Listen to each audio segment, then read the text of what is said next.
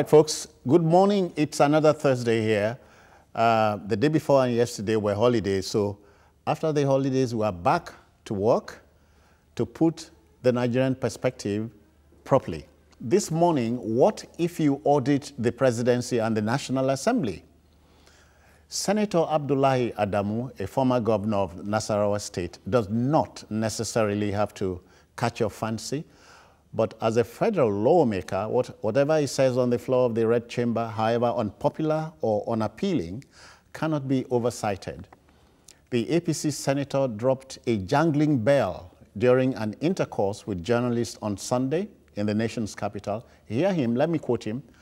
"I call for a forensic audit of the finances of the parliament, which has been thoroughly messed up under the president of the Senate, Dr. Bukola Saraki," end quote. Now, to the PDP, the senator's call is the antic of a drowning man. But to the Socio-Economic Rights and Accountability Project, SERAP, the call is proper. We're going to have a debate this morning, but let's meet and greet one of my two guests. The other gentleman is coming. Dr. Deji Awobotu is a chartered accountant and a fellow of the is a member of ICANN Governing Council, APC aspirant for Lagos State House of Assembly for Surulere 2. So, it's a tall order for you. Yeah, it's okay. Good morning, viewers. Okay. A politician on one side and a professional accountant on the other side. Let's talk about the accountant. Let's draw the accountant in you out for the purpose of the exercise. Okay. So, what if we audit the National Assembly and the presidency? I think that's the right call to make. The presidency, the National Assembly, all government ministries, departments, and agencies should be subjected to audit. And this should be institutionalized in the sense that there should be a time frame for that audit to be conducted. And when you conduct such an audit, it makes every individual, either elected or appointed, in charge of that particular agencies, that particular parastatals, that particular government arm, to know that what they're called to do should be done in the spirit of transparency, and they're expected to be accountable to the people. So transparency and accountability is very key for whoever is occupying a government position, be it the president, be it the Senate president, be it the DGs, in any of the MDAs, they should be subjected to audit. Do you think any privacy law or rule is broken here if you go auditing the presidency and the National Assembly? Well, you should understand that if we look at the private sector, whoever is in the position of the MD CEO of that particular company will have his affairs subjected to audit. And the auditor most times are appointed by the shareholders based on the recommendation of the management. So in the same way, if we look at the public sector, we have the Office of the Auditor General for the Federation. Their responsibilities and duties is not just to audit the ministries, departments, and agencies alone. They should go further to look at the financial dealings of the president, of the executive, alongside the legislature. And the judiciary? And the judiciary, all arms of government. Because if a sum certain has been voted to your office, the way and manner those funds are being utilized should be presented back to the people. So irrespective of whoever occupies that position, be it a PDP government, be it an APC government, that office should be subjected to audit. Now, the call for audit now should not be seen by Nigerians on the grounds that they're trying to witch hunt the Senate presidency. I think the Senate president, I think it's better late. Natural. Yeah, it is, but it's better late than never. Nigerian. It's better late than never. The fact that we've not been doing it before, and the call for it now, should not be jettisoned. Okay, the chairman of the House of Reps Committee on Financial Crimes, it oversees the EFCC and related ICPC and so on. His name is Honorable Kayode Oladele. He agrees with SERAP. You must audit, and goes on to tell us 38 federal government agencies and departments are not on their you know, on their, what do you call watch it now? list, on their, yeah, your watch on list. Their, function to oversight. They don't audit them. So how wrong is that? Well, this is alarming if truly it's the case, because you can't have any government agency. No, but this is a fact. He made it public. Now, if it is, I think that's cause for further interrogation, because the implication is that money would have been voted into those respective 38 agencies without accountability. So that, in my opinion, is extremely wrong, because if you're going to expend any money, as far as the Treasury is concerned, that money should have been budgeted for. So if you don't budget for it at the beginning of the year, which unfortunately we're not practicing in Nigeria, then a supplementary budget to execute whatever transactions they want to process should be done. So not having funds, not having them on the budget list, I don't think that's right. That's extremely wrong. Now, let me drop a bit of politics into all of this. Okay. Senator Abdullahi Adamu believes that Dr. Saraki has something to hide. Because to him, if the man has defected, how come he's still occupying the seat? He says he should give way so that you audit the account of the... You don't read politics into that. Or do you? Well, on one side, depending on the perspective you're looking at it from. For me, I'm going to view it from the... No, mine is to lay it on you. I understand. Now, we're going to look at it from the two perspectives, because if you turn it on one side, to others, you view it from another perspective. So, calling for the audit, yes, there'll be meanings that because Saraki is having one or two things to hide, he might not want to leave that seat. That's on one part. But we should also look at the justification for calling for the audits of the parliament. It's extremely important that that should be done.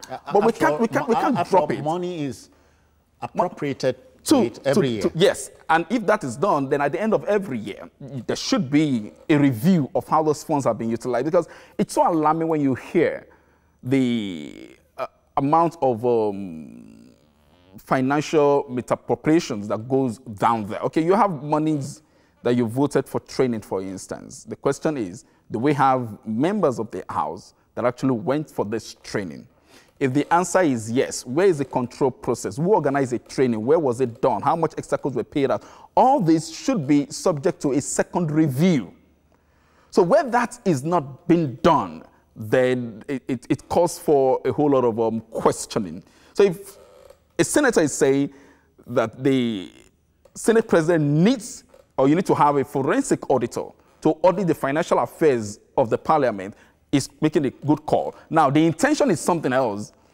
I mean, you are making that call because you want the Senate president to be removed from office. That is another thing. Now, we can't say because that intention might be there, we won't do the right thing.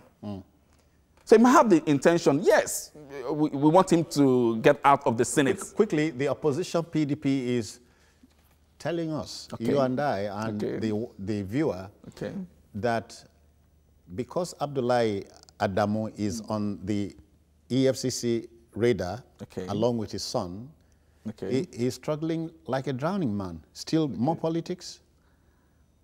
That's political.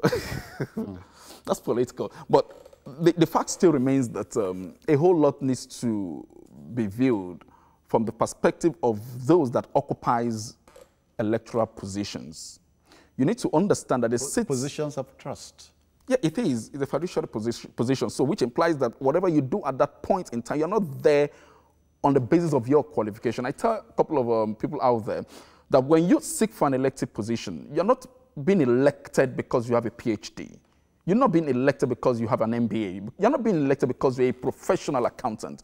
You're being elected because the people believe you have a whole lot of value to add to their lives. Yeah. So, and if they've elected you into that position, then it behooves on you to get back to them on your stewardship.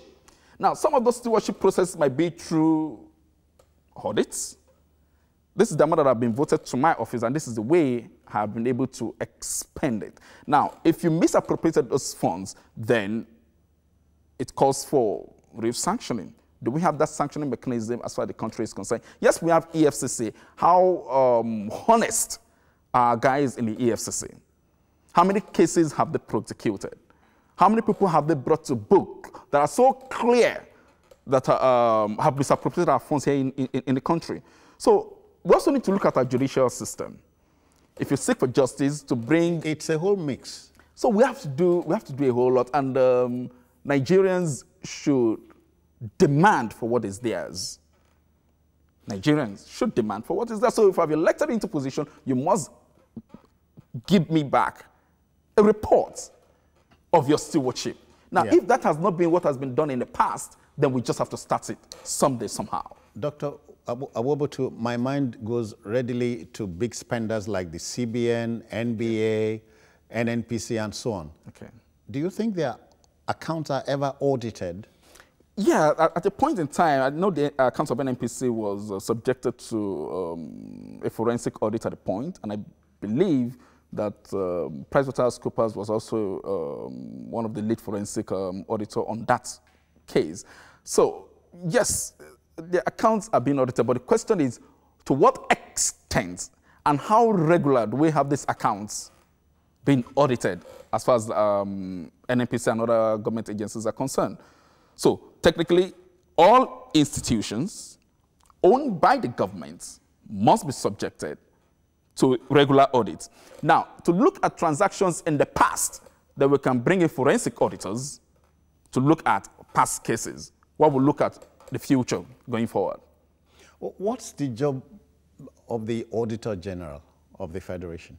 To audit the affairs of the government agencies.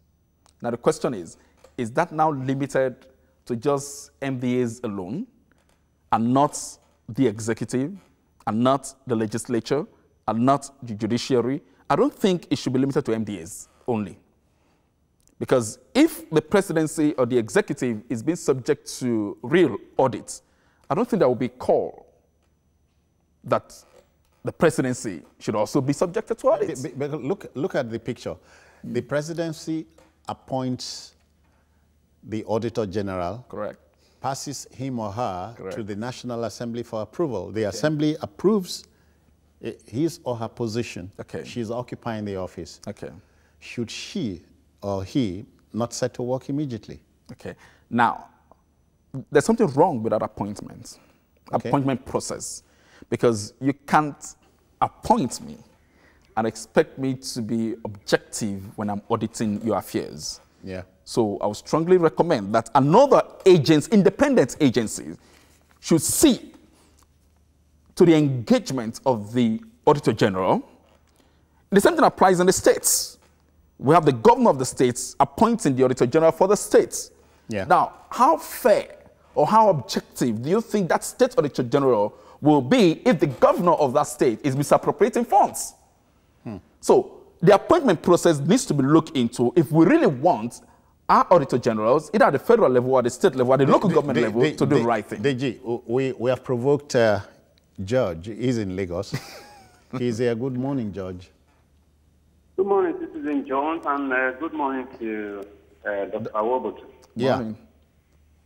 Citizen, Sir. the call by Senator Abdullahi Adamu may sound political, but it sounds very reasonable, and it makes sense to me. How do you have a National Assembly that makes laws for the governance of the country and is not accountable to anybody? If you remember, sir, the National Assembly was having an annual budget of about 80 billion as at about 5-6 years ago. That amount has now risen to 150 billion for an organization that is not revenue generating. They do not account to anybody. We have the so-called constituency projects that they have entrenched into our system, which is not known to our constitution. And they don't account about those projects to anybody. The average voter has nothing to show or cannot see the constituency project that the representative has done in their constituency. In my place, in the senator that is representing the area I live, for example, I have been looking for the constituency project he has put in place over the years. I don't find any. And yet, money is going annually into this thing. The doctor spoke about training, that if you vote money for training, where is the evidence that those the training programs were actually attended? I happen to be a training consultant, and I organize trainings for legislators in the UK. Do you know, Citizen Jones, that on a number of occasions, these senators or these legislators will register to come for training. They will collect the money that they are entitled to, but they will not turn up. And such money, do you report them? Do you report them? To report them? Yeah. To who? Should you not? No, the institution that I represent, they will write back, but nothing happens. They will write back to say, look, this on one occasion, the training was arranged 3 times for one group. They failed to turn up. Okay. And yet, I know that that money has already left the budget, the vote. So accountability is key. That of the executive. I know that when I was in the civil service, in every MDA, they have internal audit department that audit what they do and report to the higher authorities. Yeah. I think it applies in the executive arm, but to the presidency, I do not know. The concept of auditing is welcome. That is the view I have this morning. Thank you, sir. Thank you, Judge. Now, need I say more? Now, from what Judge had said, he actually expounded on some of those issues, and he brought up the issue of a constituency project. Now, if you check the budget, there's so much that goes into that concept of constituency project. I think what the legislators need to do is to be more open to Nigerians. I don't know. Just curious now. Okay. Is a constituency project constitutional? Well, it depends on the perspective you want to say it. No, is it in the Constitution? Well, to my knowledge, I don't think you are hoping to go into the House. I don't think so. But the point is, looking at what we have from the flow of budgets, from the executive to the legislature and back to the executive for sign-off, constituency project certainly finds its way into that budget. Now, once it finds its way into that budget, it becomes a bill and it's been acted upon. Now, if we have that, then it's so clear that there is so much that will be expected to be appropriated through that means or through that avenue. Now, if you vote so much into that constituency project, the implication of that is to every constituency, as far as Nigeria is concerned, there is a sum certain that is expected to flow through infrastructural projects into those respective constituencies. The question now is, if I'm representing a particular constituency in the National Assembly, and so much has been voted for infrastructural and capital projects development in my constituency, then why will I not follow up to ensure that what has been budgeted for the benefit of my constituencies are being done and executed? No, sorry. Let me take BC. BC is here. She has joined us. Or she. Welcome. Yeah, thank you very much. Yes, sir. The topic you're discussing is so critical. It's a basic. Are you there? Yeah, we're together. It's a basic element of the public financial management reform that the World Bank assisted with in 2004. And the component is accountability. It doesn't make any sense for people managing our public affairs not to be accountable. As a result of that reform, you have the Fiscal Responsibility Act, which mandates that all government ministries, departments, and agencies, including the presidency and the parliament, should be audited annually. And the account of the federal government and each of the states, each of the local government, is expected to be presented annually. So we have a law which these people have been violating. It's unfortunate that people are not noble in the high pedestal there. Because, at the end of the day, you've got to put trust in somebody to execute all these norms or all these rules and regulations we put in place. well, we don't pray we have a bloody revolution. But if people who are at the very height subtract all the rules that have been laid down, you know, for decent conduct of government and for progress of our nation, they sidetrack it just because of their own selfish objectives. Thank you, except that you rubbed it in. We don't need a bloody revolution, if you understand me. Nobody is praying so for it. No, it's not about praying. But I want to break. Wall, they will fight back. BC, one bloody revolution I want to see in this case is for the Accountant General, a woman, to go to work immediately. Amen. Okay, the Accountant General to go to work immediately. That's the kind of bloody revolution I want. It will be bloody, you know, bloody, use the word loosely. Yeah, I agree. Now, a whole lot has been said looking at this concept of auditing all agencies, including Presidency and National Assembly. No, but the whole thing that your local government accounts should be audited. It must be. It's there in the rule book. Yes, it must be. Because if you're coming in as the executive chairman of a local government, now you have the green pen.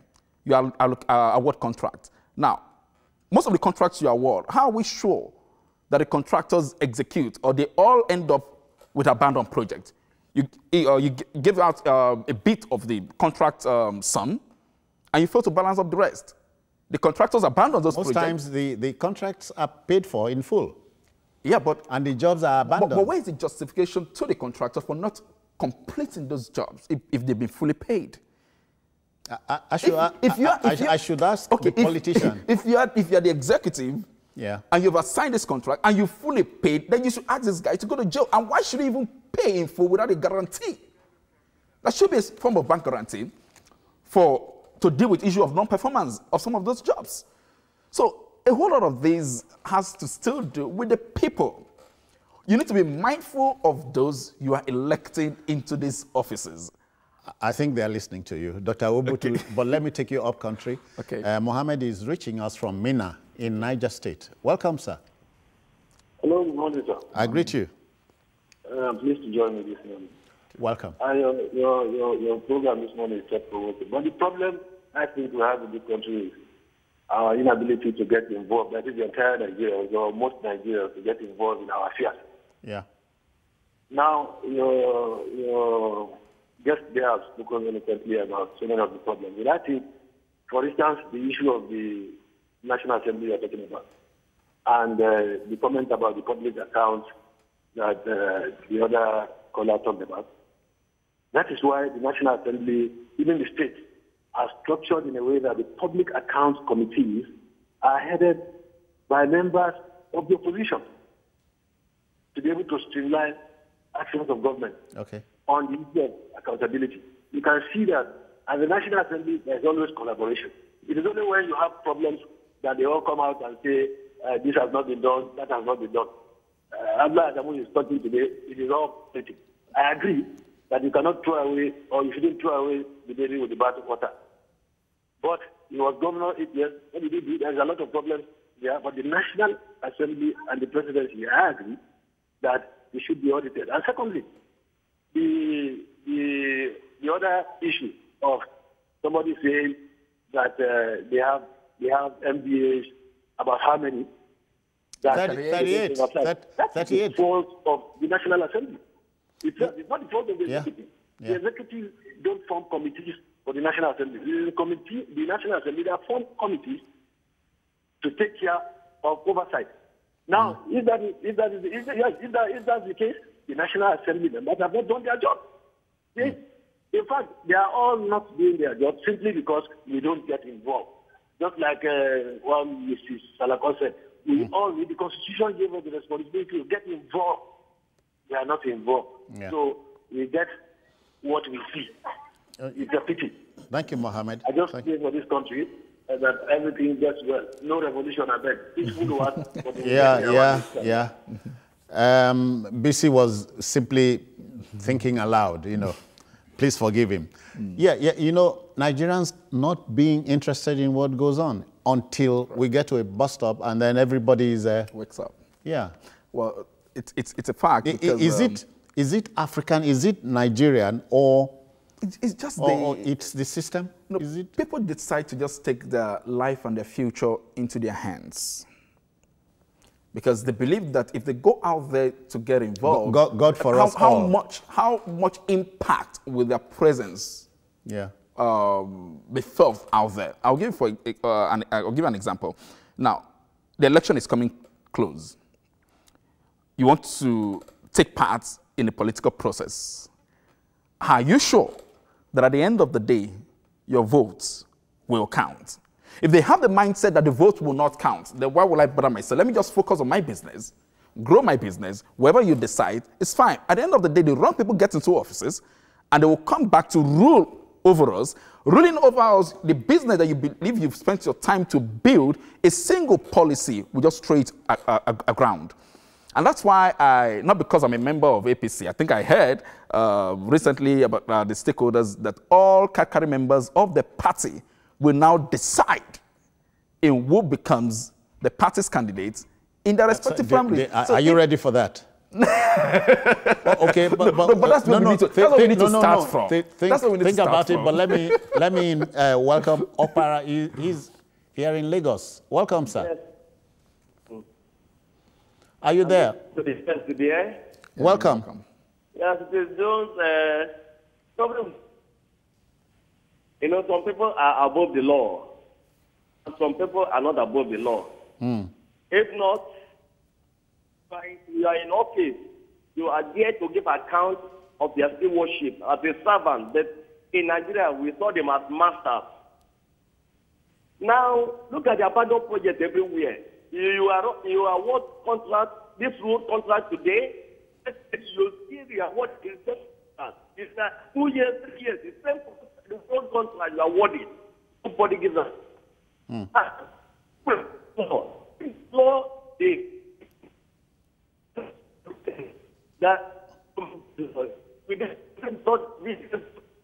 All right, I'm sorry. Above the law. Okay. Yes. Okay. So, if there's a law binding that when you finish your stewardship, you give account, people will come up, or they will be afraid to do their work.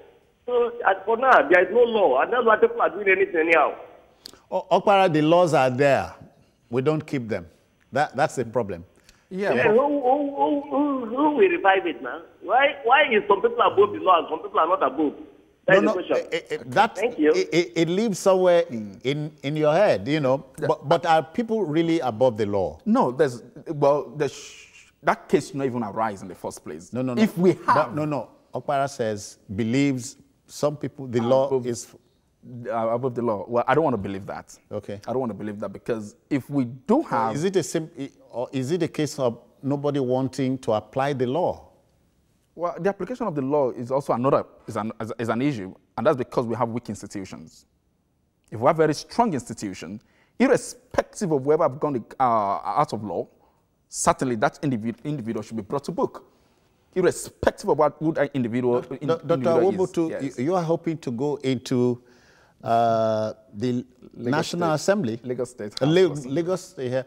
If tomorrow you have a tiff with the law, you will get a lawyer. Correct. Okay. Natural? Correct. You win the case. Does it at that point make you above the... Not at all. The issue is, if I have an issue with the system, and I've been treated unfairly or unjustly... In your estimation? Yes, in my opinion, then I have every right to seek legal redress. Okay. Now, but it's so clear, whoever has done wrong will know that he has done wrong. Your mind. I'm trying to keep use the law, the loopholes in the law to protect yourself. The man inside you, the real honest man inside you, would always tell you when you. But let's go on this break. Okay, we'll be back. Don't go away. The question: what if we audit the presidency and the National Assembly? We'll be back.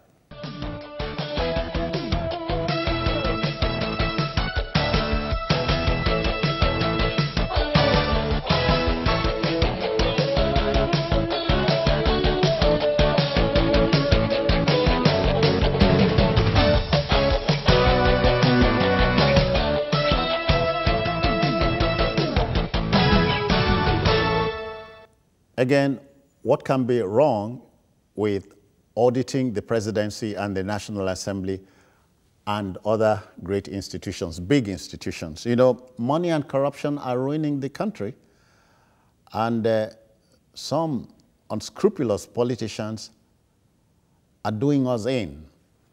My guest, Dr. Deji Awobotu, is a member of ICANN. He's a chartered accountant, broaching the subject matter with him and so on. Many countries are not made weak by external schisms, but by inside wahala, you know, and we're experiencing that. So if somebody takes the bull by the horn, which is, to quote BC, the revolution we are talking about, look, we must begin by auditing the presidency. Nobody can go take us to Egypt, as they say. Correct. The main thing is, who is going to take on that responsibility? Which the Accountant General. If the Accountant General is going to take that responsibility, the appointment of the Accountant General, can it still be by the same president? So if the Constitution of the Federal Republic of Nigeria requires the appointment to be made by the president, subject to the approval of the National Assembly, then that is weak in its own strength. So by implication, we need to go back. Who should appoint the Auditor General? There should be an independent institution. Independent of the country? No, within the country. Okay. But independent of the three tiers of government. Because whoever is going to be there as the Accountant General of the Federation will oversee all the affairs, or will audit all the affairs of all public sector agencies. So if the appointment is being done by someone within the executive, someone within the legislature, or the judiciary, then it becomes a whole lot of issues, because the objectivity would have been impaired. Okay. So we're saying, get an independent institution.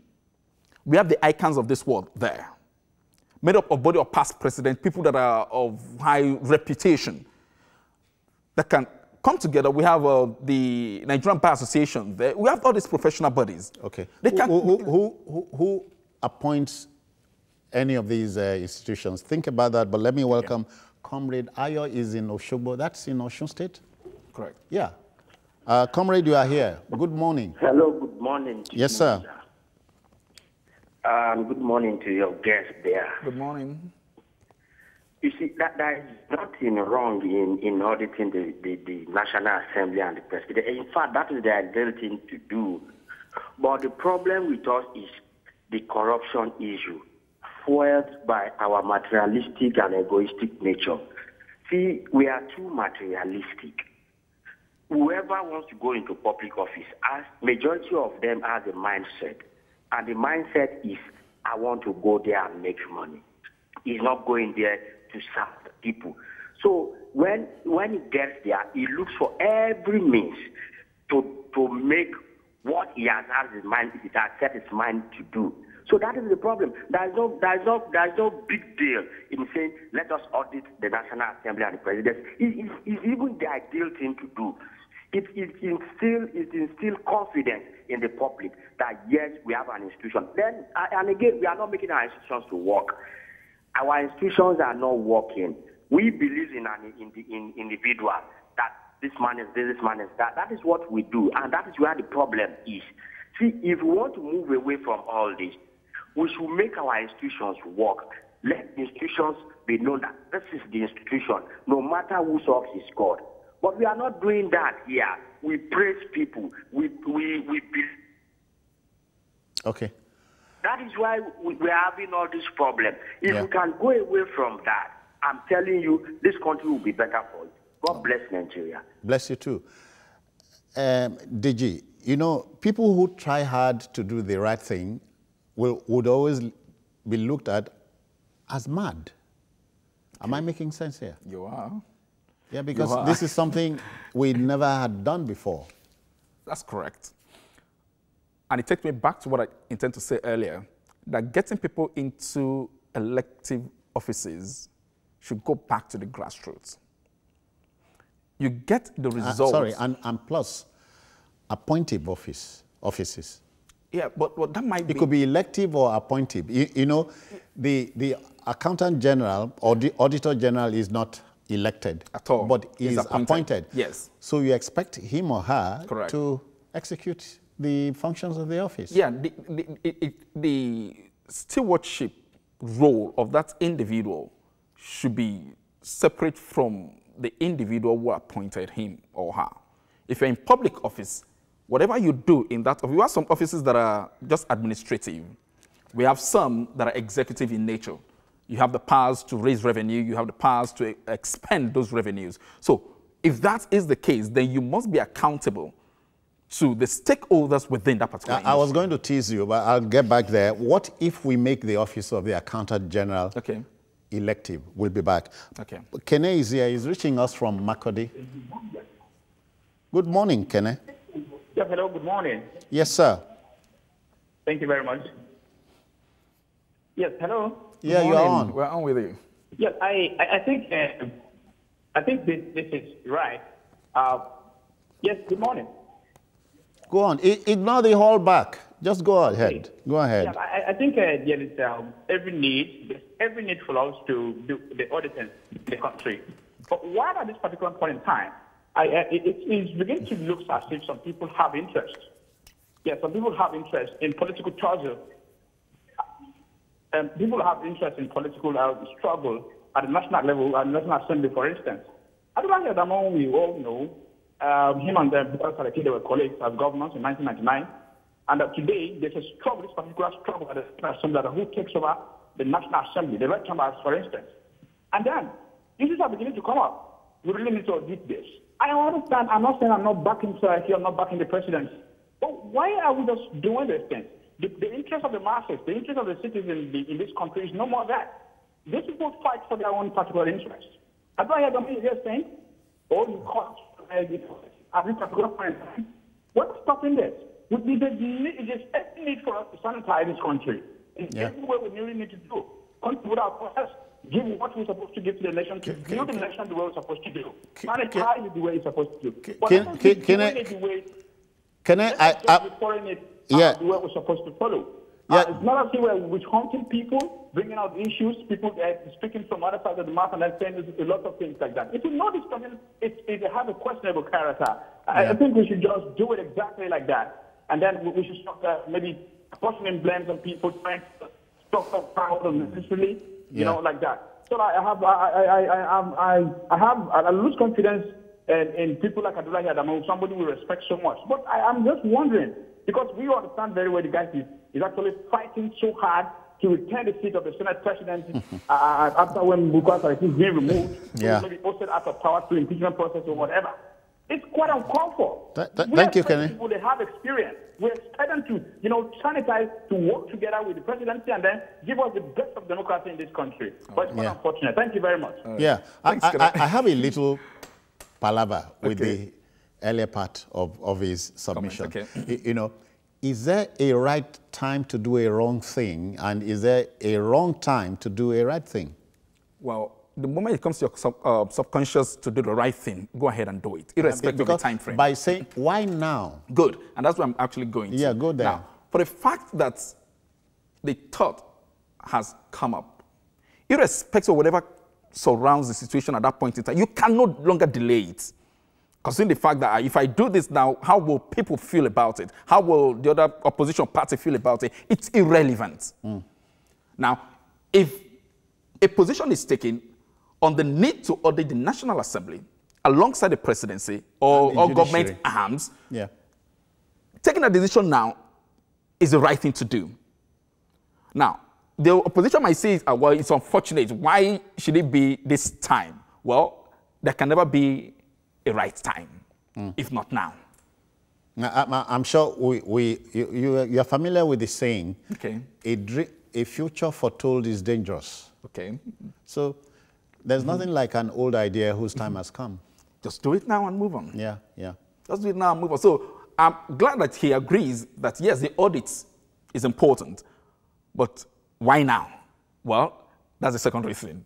We should focus on it. If whoever is in that position believe he has not done anything wrong, they should subject himself for a normal audit. Scrutiny. It's that simple. All right, let's go there now. Okay. What if we make these positions, okay. EFCC chairman, okay.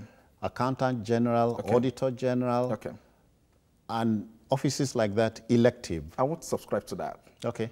And the reason being that these are positions or offices that requires skills, high level of integrity, honesty, competency to hold, because you can't be the accountant general of a state or of the federation without having finance knowledge and ability, without having requisite professional qualification, without having requisite professional knowledge in accounting and finance. So if you subject it to election, anyone can.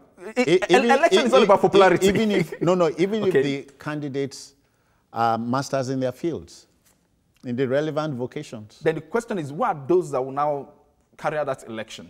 Because if you look at Nigerians, because I tell you, okay. either now or in the future, okay. whoever you make the EFCC chairman, or in this case the Auditor General, correct, would always be mistrusted by Nigerians. No, we should have the president appointed him. No, we should have credible institutions to come up with a committee to elect or to appoint these individuals.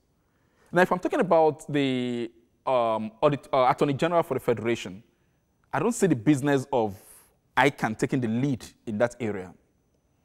The Nigerian Bar Association has a major responsibility to take charge of that. We're talking about the Auditor General for the Federation, we're talking about the Accountant General for the Federation, and for all the respective states. ICANN has a major role to play, because that is an institution that was set up in 1965 till date. And they've been holding on, though we have some bad eggs here and there once in a while, but it's normal in a family of 12 okay, you have a Judas. I can too. Let me take you to Jalingo in Taraba. Okay. Tanko is waiting there. Tanko, welcome. Hello, Tanko. Yes. Mr. Dr. Deji. Yeah, good morning. Dr. Deji, I just want to contribute. Actually, the problem is not that there is no law. Okay. There is law. Okay. If you look at the office of the Auditor General, it is a baby under the legislators, either in the state or in the National Assembly. Okay. The National Assembly control who is the Auditor General, and the state houses of assembly control who is the Auditor General. They are directly under the legislators. The question is this: nobody is willing to do the right thing in this country. If everybody will do the right thing, we are going to get all these things right. For instance, the Auditor General, once you want to cover anything in this country, you invite auditors. Their report is always the last dustbin. Nothing comes out of that report. It covers all the dirty deals. So sometimes you say auditor, I feel as if something is wrong, because it's like the auditors themselves, the ethic governing their profession is not being adhered to. And that is the problem we are facing in this country. If you ask auditor to audit a report, once the report is there, what else? Nothing come out of it. Nothing come out of it. And that is the problem we are facing in this country. Now, if you are saying that auditors should audit the account of National Assembly, the auditors are under the National Assembly themselves, then what are you saying? What are you saying? I'm confused. Tanko, I'm confused by what you are saying too. Okay. Because if the Auditor General cannot audit the National Assembly, which according to you is its baby, you know, father, so who does that? Who audits the account? Can I just chip in this? Tanko, are you off? Okay, go on. All right. Now, let's take a simple process. You have the local government affairs being chaired by the executive chairman. The Auditor General for local government sent in auditors to audit the affairs of that local government. And at the end of the day, you realize that there are infractions. You come up with a report. The unfortunate part is you cannot effect sanctions. Why? Because that report, the law does not allow you. Exactly. Now, that report, that's the right position. You have to send your report to the State House of Assembly. Okay. And we have a committee for local government. We will now oversee the details of that report and take a decision of the disciplinary measures that should be taken against that executive chairman, or if it should let go. Now, because of the structure of what we have within the system, we have the chairman liaising with one or two members of the State House of Assembly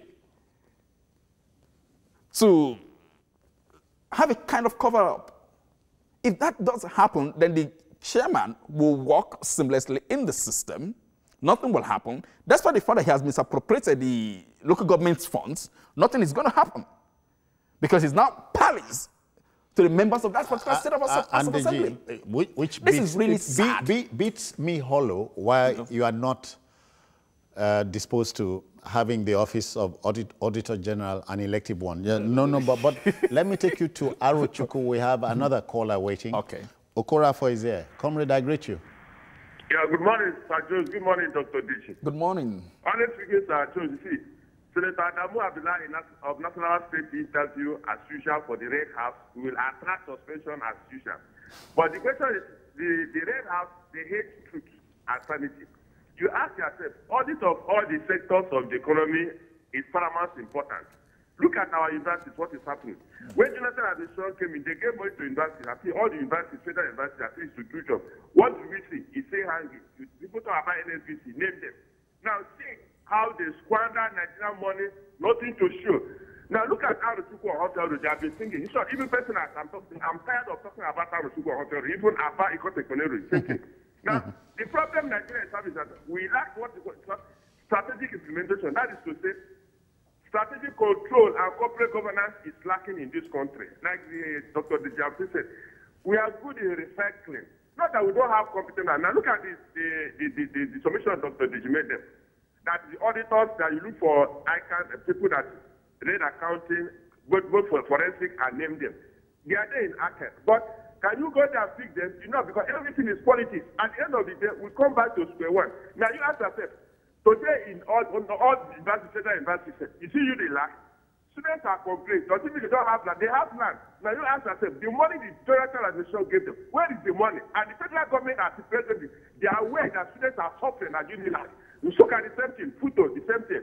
That's Potako, the same thing. What is it? Can the federal government, the ministry, go there and find out what is happening? But we'll come back and start blaming past government, they did this, and president see what is happening now. All this is very, very important. But the question is, who are going to do the job? That is the question, because at the end of the day, they say, don't mind them. That come and chop and go. Thank you very much. Have a blessed day. Can I just support his position quickly? Now, communication is very key. At the federal level, state level, and the local government level, we need the Nigerians to be aware of what is actually due to them. So much money has been voted out. Okay, we've given up money for this particular project. Nigerians should know. And from the respective constituency, they should follow up with the personnel or with the officer that has been saddled with that responsibility of execution. So if Nigerians don't know that so much money has been voted for a particular project, they will keep complaining. But they don't have facts, they don't have data. So at that, the assumptions here and there will come to light. So from the federal government, if they are sincere and they are objective about whatever they are doing, whatever monies they roll out into the system, communication should go also back into the system that this money has been voted out. These are the contractors executed with the powers to execute this and that. Nigerians themselves will go out there and do the monitoring themselves. And if there's anything that is falling short of what has been approved, the Nigerians will cry out. The pressmen are there. All right. A call is here now from... Hello? Yeah, is that Martins, Dublin? It's Matthew. Matthew. I welcome you. Yeah, let's go. Yeah, I'm just going to make a suggestion. We have the National Assembly. We have the Public Affairs Committee at the National Assembly. Correct. And you just wonder what they are doing. We have the Auditor General's office. My take is that these institutions, irrespective of whoever the head is, should be able to do the job. This is what obtains in other crimes. Whoever is there for the interest of the country, not for the interest of whoever appointed him. The Auditor General or the Accountant General should be able to do the job that he is employed to do. whatever report that comes from the Auditor General that goes to the Public Affairs Committee at the National Assembly should be done. But the problem is those committees, as long as there is no money that we pass around the committee members, as long as it's not in the interest of whoever appoints them within the interest of the Senate President, let me just put it that way, you don't see them doing the job they are expected to do. The Public Affairs Committee at the National Assembly has a responsibility to look into the reports of the Auditor General and make recommendations to the Senate chamber, whatever, for a decision. And the same way they should be able to look into the presidency and see whatever infractions that is taking place there. So that way we will have a balance. Thank you, Matthew. Thank you. Yeah, again, I take you back. Okay. This is not to rattle you. It's okay. We know that, I hear, not that I know, I hear that you have misappropriations even at the church and mosque levels. You think their accounts should also be audited? Of course, yes. Okay. Now, so who does that? Now, the